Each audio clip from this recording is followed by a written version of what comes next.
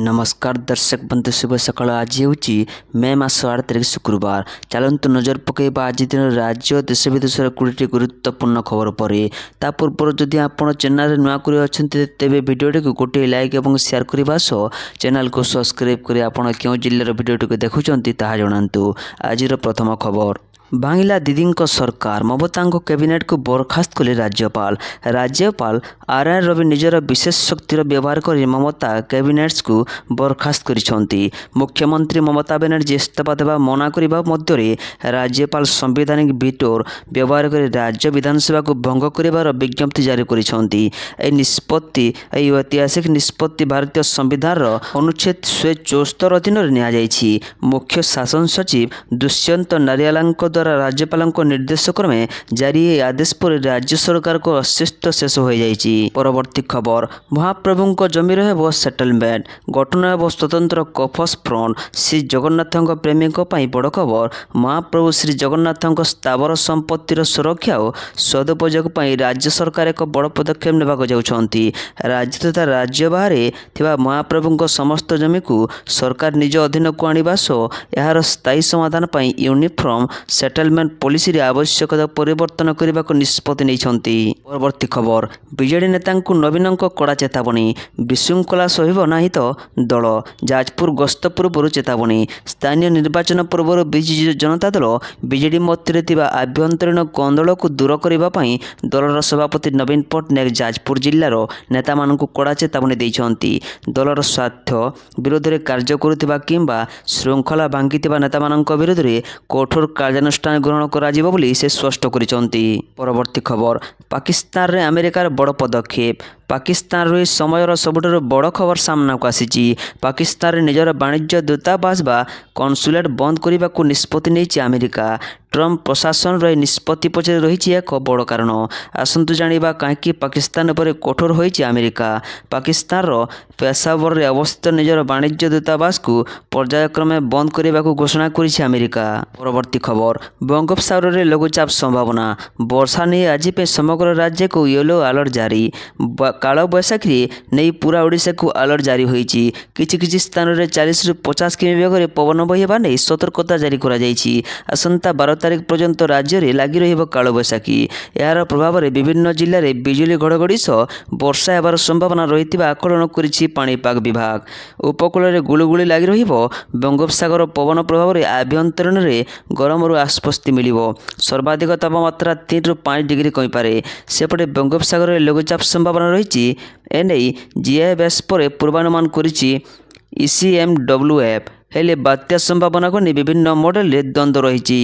परवर्ती खबर, सहरांचल गुड़िक वर्षा दिन पूर्व प्रस्तुत रही एसओपी जारी। सहरांचल गुड़िक वर्षा दिन पूर्व प्रस्तुत रही एसओपी जारी कला नगर उन्नयन विभाग। ओडिशा सरकार समस्त सहरांचल स्थानीय संस्था सहरांचल बन्या विरोध में कठोर प्रतिरोधक एवं प्रतिक्रिया व्यवस्था ग्रहण करने एक मानक कार्यप्रणाली एसओपी जारी करिसेंती।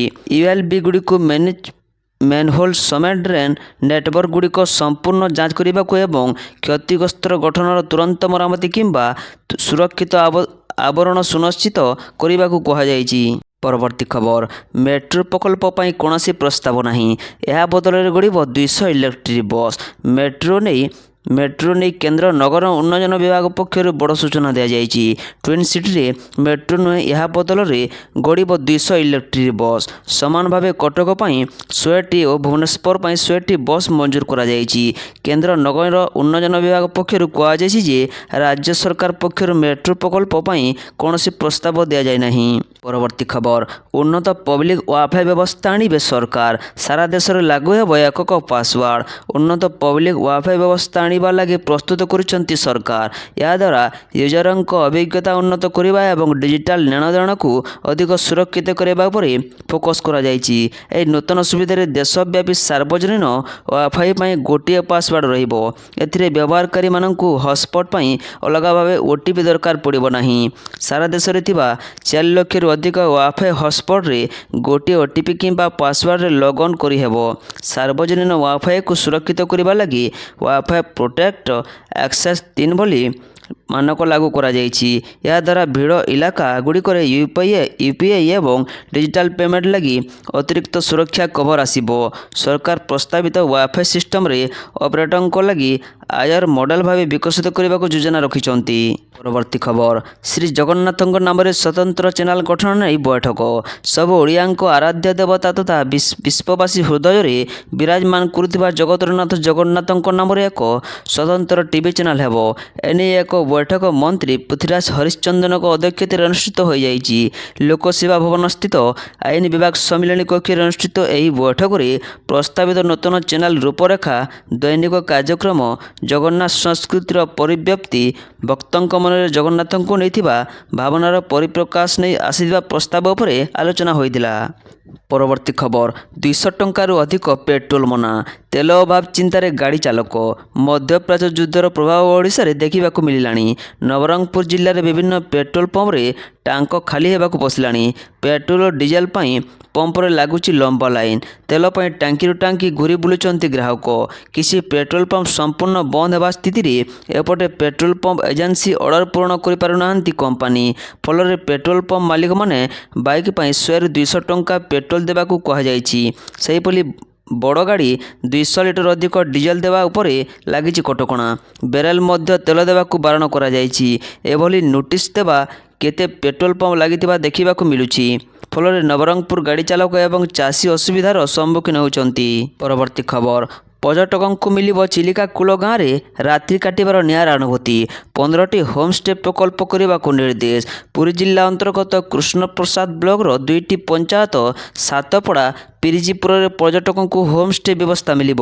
ଓଡ଼ିଶା ହୋମଷ୍ଟେ ଏଷ୍ଟାବ୍ଲିଶମେଣ୍ଟ ସ୍କିମ୍ 2025 ଅନ୍ତର୍ଗତ ପ୍ରଥମ ଦଫାରେ ଦିଆଯାଇଥିବା ଲକ୍ଷ୍ୟ ପୂରଣ ନିମନ୍ତେ ଆବଶ୍ୟକ ପଦକ୍ଷେପ ନେବାକୁ ଜିଲ୍ଲାପାଳଙ୍କୁ ନିର୍ଦ୍ଦେଶ ଆସିଛି। ରାଜ୍ୟ ପର୍ଯ୍ୟଟନ ନିର୍ଦ୍ଦେଶକ ଦୀପଙ୍କର ମହାପାତ୍ର ଚିଠି ଲେଖି ଏନେଇ ଜିଲ୍ଲାପାଳଙ୍କୁ ଜଣାଇଛନ୍ତି। ଏହି ଲକ୍ଷ୍ୟକୁ ସଫଳ କରିବା ଓ ଆନୁଷଙ୍ଗିକ ସହଯୋଗ ଦେବାକୁ ସେ ଚିଠିରେ ଉଲ୍ଲେଖ କରିଛନ୍ତି। ସାତପଡ଼ା ଓ ପିରିଜିପୁର ପଞ୍ଚାୟତରେ 15ଟି ହୋମଷ୍ଟେ ପ୍ରକଳ୍ପ କରିବାକୁ ନିର୍ଦ୍ଦେଶ ଦିଆଯାଇଥିବା ଜଣାପଡ଼ିଛି। ପରବର୍ତ୍ତୀ ଖବର, ଚାଲିଛି ଅଖଚକ ନିର୍ମାଣ। ରଥଯାତ୍ରା ପାଇଁ ଚଳଚଞ୍ଚଳ ରଥଖଳା। 3 ରଥର ନିର୍ମାଣ କାର୍ଯ୍ୟକୁ ଦ୍ରୁତ ଗତିରେ ଆଗେଇ ନେଉଛନ୍ତି ରଥ ନିର୍ମାଣକାରୀ ସେବକ। ଆସନ୍ତା 9 ତାରିଖରେ ଶ୍ରୀକ୍ଷେତ୍ର ଭଉଁରୀ ଅବସରରେ 6ଟି ଚକ ସହିତ 3ଟି ଅଖ ସଂଯୋଗ କରାଯାଇ ଡେରାଯିବ। ଏଥିପାଇଁ ସମସ୍ତ ପ୍ରସ୍ତୁତି କରିଛନ୍ତି ମୁଖ୍ୟ ବିଶ୍ୱକର୍ମା। 3 ରଥର ଚକ ଅଖ ଡେରା ନୀତି ପାଇଁ ଉଭୟ ଅଖ ଓ ଚକ ପ୍ରସ୍ତୁତ କରାଯାଇଛି। 3 ରଥର ମୋଟ 42 ଚକ ମଧ୍ୟରୁ 16ଟି ଚକର ନିର୍ମାଣ କାର୍ଯ୍ୟ ଶେଷ ହୋଇଛି। ତାଳଧ୍ୱଜ ଏବଂ ଦର୍ପଦଳନ ରଥର 5ଟି ଲେଖାଏଁ ଚକ ନିର୍ମାଣ ଶେଷ ହୋଇଥିବା ବେଳେ ନନ୍ଦିଘୋଷ ରଥର 6ଟି ଚକ ନିର୍ମାଣ ଶେଷ ହୋଇଛି। 3 ରଥର ପ୍ରଭା ଅପସରା ଏବଂ ବେଦୀ ସିଂହାସନ ନିର୍ମାଣ ଶେଷ ହୋଇଛି। 3 ରଥର 4 ଗୋଟି ଲେଖାଏଁ ପ୍ରଥମ ଭୂଇଁ, ମଝି ଭୂଇଁ ଏବଂ ଖମ୍ବି ନିର୍ମାଣ ଶେଷ ହୋଇଛି। ପରବର୍ତ୍ତୀ ଖବର, ବେସରକାରୀ ସ୍କୁଲ କର୍ତ୍ତୃପକ୍ଷଙ୍କୁ ଚେତାବନୀ। ଶିକ୍ଷକଙ୍କୁ ଜନଗଣନା କାମ କରିବାରେ ବାଧା ଦିଅନି। ଜନଗଣନା 2027 ପ୍ରାରମ୍ଭିକ କାମ ରାଜ୍ୟରେ ଜାରି ରହିଛି। ଏହି ସମୟରେ ଶିକ୍ଷକଙ୍କୁ ଜନଗଣନାକାରୀ ସୁପରଭାଇଜର ଭାବେ କାମ କରିବାରେ ବାଧା ନ ଦେବାକୁ ସ୍କୁଲ ଓ ଗଣଶିକ୍ଷା ବିଭାଗ ବେସରକାରୀ ସ୍କୁଲ କର୍ତ୍ତୃପକ୍ଷଙ୍କୁ କଡ଼ା ନିର୍ଦ୍ଦେଶ ଦେଇଛି। ବିଭାଗୀୟ ସୂଚନା ଅନୁସାରେ କେତେକ ବେସରକାରୀ ସ୍କୁଲ କର୍ତ୍ତୃପକ୍ଷ ଶିକ୍ଷକଙ୍କୁ ଜନଗଣନା କାମ କରିବାକୁ ଅନୁମତି ଦେଉନଥିବା ସରକାରଙ୍କ ନଜରକୁ ଆସିଛି। ଜନଗଣନା ଦାୟିତ୍ୱରେ ନିଯୁକ୍ତ ଶିକ୍ଷକ ଓ କର୍ମଚାରୀଙ୍କୁ ରିଭିଲ୍ କରିବା ବାଧ୍ୟତାମୂଳକ। ସମସ୍ତ ଜିଲ୍ଲା ଶିକ୍ଷା ଅଧିକାରୀଙ୍କୁ ସରକାରୀ ଓ ବେସରକାରୀ ସ୍କୁଲକୁ ତୁରନ୍ତ ନିର୍ଦ୍ଦେଶ ଜାରି କରିବାକୁ କୁହାଯାଇଛି। ପରବର୍ତ୍ତୀ ଖବର, ସମୁଦ୍ରମୁହାଁ ଅଲିଭ୍ ରିଡଲେ ଛୁଆ। ଗଞ୍ଜାମ ଜିଲ୍ଲାର ଋଷିକୁଲ୍ୟା ମୁହାଣ ଅଞ୍ଚଳର ସମୁଦ୍ର ବେଳାଭୂମିରେ ବିରଳ ଅଲିଭ୍ ରିଡଲେ ସାମୁଦ୍ରିକ କଇଁଛ ଅଣ୍ଡାରୁ ଛୁଆ ଫୁଟିବା ଆରମ୍ଭ ହୋଇଛି। ଗଞ୍ଜାମ ବ୍ଲକ ଅନ୍ତର୍ଗତ ପୁରୁଣା ବନ୍ଧଠାରୁ 5 କିମି ପର୍ଯ୍ୟନ୍ତ ବେଳାଭୂମିର ବାଲୁକା ରାଶି ମଧ୍ୟରେ ପୋତି ହୋଇ ରହିଥିବା ଅଣ୍ଡାଗୁଡ଼ିକରୁ ଛୁଆ ଫୁଟିବା ପରେ ଛୁଆ କଇଁଛଗୁଡ଼ିକ ବେଳାଭୂମିକୁ ଉଠି ସମୁଦ୍ର ଅଭିମୁଖେ ଯିବା ଆରମ୍ଭ କରିଛନ୍ତି। ପରବର୍ତ୍ତୀ ଖବର, ବେଙ୍ଗାଲୁରୁ ବଦଳରେ ଅହମ୍ମଦାବାଦରେ IPL ଫାଇନାଲ। IPL 19ର ପ୍ଲେ-ଅଫ୍ କାର୍ଯ୍ୟସୂଚୀ ବୁଧବାର ଘୋଷଣା କରାଯାଇଛି। ମ୍ୟାଚ୍ 26ରୁ 31 ପର୍ଯ୍ୟନ୍ତ ପ୍ଲେ-ଅଫ୍ ଖେଳାଯିବ। ପୂର୍ବରୁ ବେଙ୍ଗାଲୁରୁର ଚିନ୍ନାସ୍ୱାମୀ ଷ୍ଟାଡିୟମରେ ଫାଇନାଲ ଖେଳାଯିବାର ଥିଲା। ଏଥିରେ କିନ୍ତୁ ବ୍ୟତିକ୍ରମ ଦେଖିବାକୁ ମିଳିଛି। ଘୋଷିତ ପ୍ଲେ-ଅଫ୍ କାର୍ଯ୍ୟସୂଚୀରୁ ଏକ ଚିନ୍ନାସ୍ୱାମୀ ଷ୍ଟାଡିୟମକୁ ବାଦ୍ ଦିଆଯାଇଛି। ବେଙ୍ଗାଲୁରୁ ବଦଳରେ ମେ 31ରେ ବିଶ୍ୱର ସର୍ବବୃହତ୍ ଅହମ୍ମଦାବାଦର ନରେନ୍ଦ୍ର ମୋଦି ଷ୍ଟାଡିୟମର ଫାଇନାଲ୍ ଖେଳାଯିବ। କ୍ରମାଗତ ଦ୍ୱିତୀୟ ଥର ପାଇଁ ଅହମ୍ମଦାବାଦ IPL ଫାଇନାଲ୍ ଆୟୋଜନ କରିବ। ପରବର୍ତ୍ତୀ ଖବର, ବିହାରରେ କ୍ୟାବିନେଟ୍ ସମ୍ପ୍ରସାରଣ, ନିଶାନ୍ତଙ୍କ ସମେତ 32 ଜଣ ମନ୍ତ୍ରୀ ଶପଥ ନେଲେ। ବିହାରରେ ସମ୍ରାଟ ଚୌଧୁରୀଙ୍କ ମନ୍ତ୍ରିମଣ୍ଡଳ ବିସ୍ତାର ହୋଇଛି। କ୍ୟାବିନେଟ୍ ବିସ୍ତାର ସମୟରେ JDU ପ୍ରମୁଖ ନୀତିଶ କୁମାରଙ୍କ ସହିତ ପୁଅ ନିଶାନ୍ତ କୁମାର ଏବଂ ଅନ୍ୟ 31 ଜଣ ମନ୍ତ୍ରୀ ଭାବେ ଶପଥ ଗ୍ରହଣ କରିଛନ୍ତି। ନୀତିଶ କୁମାରଙ୍କ ପୁଅ ନିଶାନ୍ତ କୁମାର ମନ୍ତ୍ରୀ ଭାବରେ ଶପଥ ଗ୍ରହଣ କରିଛନ୍ତି। ଏହି ମହାନ ଉତ୍ସବରେ ପ୍ରଧାନମନ୍ତ୍ରୀ ନରେନ୍ଦ୍ର ମୋଦି ଏବଂ ଗୃହମନ୍ତ୍ରୀ ଅମିତ ଶାହ ଉପସ୍ଥିତ ରହିଛନ୍ତି। ପରବର୍ତ୍ତୀ ଖବର, ବଙ୍ଗୋପସାଗରରେ ବାତ୍ୟା ସଂକେତ, 10 ମେରେ ଆଣ୍ଡାମାନରେ ଘୂର୍ଣ୍ଣିବଳୟ ସମ୍ଭାବନା। ଘନ ହେଉଛି ବାତ୍ୟା ବିପଦ। ଉଭୟ America global forecast system model ଏବଂ European centre for medium range weather forecast model ଦେଖାଇଲେଣି ବଙ୍ଗୋପସାଗରରେ ବାତ୍ୟା। GIS ମଡେଲ ଅନୁଯାୟୀ 10 ମେ ବେଳକୁ ଆଣ୍ଡାମାନ ସାଗର ଅଞ୍ଚଳରେ ଏକ ଘୂର୍ଣ୍ଣିବଳୟ ସୃଷ୍ଟି ହେବାର ସମ୍ଭାବନା ରହିଛି। ପରେ ଏହା ଅଧୀନ ଘନୀଭୂତ ହୋଇ ଓଡ଼ିଶା ପଶ୍ଚିମବଙ୍ଗ ମୁହାଁ ହେବ। 16 ମେ ବେଳକୁ ଏହା ଉପକୂଳ ଛୁଇଁବା ସମ୍ଭାବନା ରହିଛି। ମେ ମାସ ଆସିଲେ ଘାରିଥାଏ ବାତ୍ୟାର ଭୟ। 2020ରେ ମହାବାତ୍ୟା ଅମ୍ବାନ ସମାନ ଅଞ୍ଚଳରେ ସୃଷ୍ଟି ହୋଇ 16 ମେ ସୁଦ୍ଧା ପଶ୍ଚିମବଙ୍ଗ ଓ ଓଡ଼ିଶା ଉପକୂଳରେ ବ୍ୟାପକ କ୍ଷୟକ୍ଷତି ଘଟାଇଥିଲା। ପରବର୍ତ୍ତୀ ଖବର, ଭୁବନେଶ୍ୱରର ବାଲିଅନ୍ତା ଅଞ୍ଚଳରେ ଜଣେ ଯୁବକଙ୍କୁ ହତ୍ୟା ଘଟଣାରେ ମୁଖ୍ୟମନ୍ତ୍ରୀ ଶ୍ରୀ ମୋହନ ଚରଣ ମାଝୀ ଗଭୀର ଦୁଃଖ ପ୍ରକାଶ କରିଛନ୍ତି। ଏହି ଘଟଣା ସମ୍ପର୍କରେ ମୁଖ୍ୟମନ୍ତ୍ରୀ ପୋଲିସ ମହାନିର୍ଦ୍ଦେଶକ ଶ୍ରୀ ୱାବେ ଖୁରାନିଆଙ୍କ ସହିତ କଥା ହୋଇ ଘଟଣାର ପୁଙ୍ଖାନୁପୁଙ୍ଖ ଯାଞ୍ଚ କରିବା ସହିତ ଦୋଷୀମାନଙ୍କ ବିରୁଦ୍ଧରେ କଠୋର କାର୍ଯ୍ୟାନୁଷ୍ଠାନ କରିବା ପାଇଁ ନିର୍ଦ୍ଦେଶ ଦେଇଛନ୍ତି। ପରବର୍ତ୍ତୀ ଖବର, 8ରୁ ଆରମ୍ଭ ହେବ ମ୍ୟାଟ୍ରିକ୍ ସପ୍ଲିମେଣ୍ଟାରୀ ପରୀକ୍ଷା ଫର୍ମ ପୂରଣ। ଆଜି 8 ତାରିଖରୁ ମ୍ୟାଟ୍ରିକ୍ ସପ୍ଲିମେଣ୍ଟାରୀ ପରୀକ୍ଷା ଫର୍ମ ପୂରଣ ଆରମ୍ଭ ହେବ। 18 ତାରିଖ ମଧ୍ୟରାତ୍ର ସୁଦ୍ଧା ଚାଲିବ ଫର୍ମ ପୂରଣ। ଉଭୟ ରେଗୁଲାର ଓ ଏକ୍ସ ରେଗୁଲାର ପାଇଁ ଅନଲାଇନରେ ହେବ ଫର୍ମ ପୂରଣ। ମାଧ୍ୟମିକ ଶିକ୍ଷା ପରିଷଦର ୱେବସାଇଟ www.bscodia.ac.in ରେ ଫର୍ମ ପୂରଣ ଲିଙ୍କ ଉପଲବ୍ଧ ରହିଛି। ପରବର୍ତ୍ତୀ ଖବର, 40 ବର୍ଷରୁ ଅଧିକ ଶ୍ରମିକଙ୍କ ପାଇଁ ମାଗଣା ସ୍ୱାସ୍ଥ୍ୟ ପରୀକ୍ଷା ଯୋଜନା। 40 ବର୍ଷରୁ ଅଧିକ ବୟସ୍କ ଶ୍ରମିକମାନଙ୍କ ପାଇଁ ପ୍ରତିବର୍ଷ ମାଗଣା ସ୍ୱାସ୍ଥ୍ୟ ପରୀକ୍ଷା ବ୍ୟବସ୍ଥାକୁ କେନ୍ଦ୍ର ସରକାର ଆରମ୍ଭ କରିଛନ୍ତି। କେନ୍ଦ୍ର ଶ୍ରମ ମନ୍ତ୍ରୀ ଡାଃ ମନସୁଖ ମାଣ୍ଡବ୍ୟ ଗୁରୁବାର ଏ ଯୋଜନାର ଶୁଭାରମ୍ଭ କରିଛନ୍ତି। ସେ କହିଛନ୍ତି ଯେ ପ୍ରଧାନମନ୍ତ୍ରୀ ନରେନ୍ଦ୍ର ମୋଦିଙ୍କ ନେତୃତ୍ୱରେ ଶ୍ରମିକଙ୍କ ସୁରକ୍ଷା ଓ ସାମାଜିକ ସୁବିଧାର ଅଧିକ ଶକ୍ତିଶାଳୀ କରାଯାଉଛି। ପ୍ରାରମ୍ଭିକ ସ୍ୱାସ୍ଥ୍ୟ ପରୀକ୍ଷା ଦ୍ୱାରା ଗୁରୁତର ରୋଗକୁ ସମାଜରେ ଚିହ୍ନଟ କରି ଚିକିତ୍ସା ସୁବିଧା ଦିଆଯିବ। ହସ୍ପିଟାଲ ମାଧ୍ୟମରେ ଆବଶ୍ୟକ ଔଷଧ ଚିକିତ୍ସା ସେବା ମଧ୍ୟ ଯୋଗାଇ ଦିଆଯିବ। ନୂତନ ଶ୍ରମ ସଂଶୋଧନ ଅନୁଯାୟୀ ମହିଳାଙ୍କ ପାଇଁ ମାତୃତ୍ୱ ଛୁଟି ବୃଦ୍ଧି ସହ ୱାର୍କ ଫ୍ରମ୍ ହୋମ୍ ସୁବିଧା ମଧ୍ୟ ରହିଛି। ପରବର୍ତ୍ତୀ ଖବର, ଏଣିକି ରାସ୍ତା କଡ଼ରେ ରହିବନି ଟ୍ରକ୍, ଖୁବ୍ ଶୀଘ୍ର କାର୍ଯ୍ୟକ୍ଷମ ହେବ ସମସ୍ତ ଟ୍ରକ୍ ଟର୍ମିନାଲ। ରାଜ୍ୟର ପ୍ରମୁଖ ସ୍ଥାନରେ ଜାତୀୟ ରାଜପଥ କଡ଼ରେ 23ଟି ଟ୍ରକ୍ ଟର୍ମିନାଲ ନିର୍ମାଣ ହେଉଛି। ଏହାର ଶେଷ ପର୍ଯ୍ୟାୟ କାମ ଚାଲିଛି। ନ୍ୟାସନାଲ ହାଇୱେ ଲଜିଷ୍ଟିକ୍ସକୁ ପରିଚାଳନା ଦାୟିତ୍ୱ ମିଳିଥିଲା। ଏହି ଟର୍ମିନାଲରେ ହୋଟେଲ ସହ ପାର୍କିଂ ସୁବିଧା ରହିବ। ଏହି କାମ ତୁରନ୍ତ ସାରିବାକୁ ମନ୍ତ୍ରୀ କହିବା ସହ କାମରେ ବିଳମ୍ବ କରୁଥିବାରୁ ଠିକା ସଂସ୍ଥାକୁ ତାଗିଦ କରିଛନ୍ତି।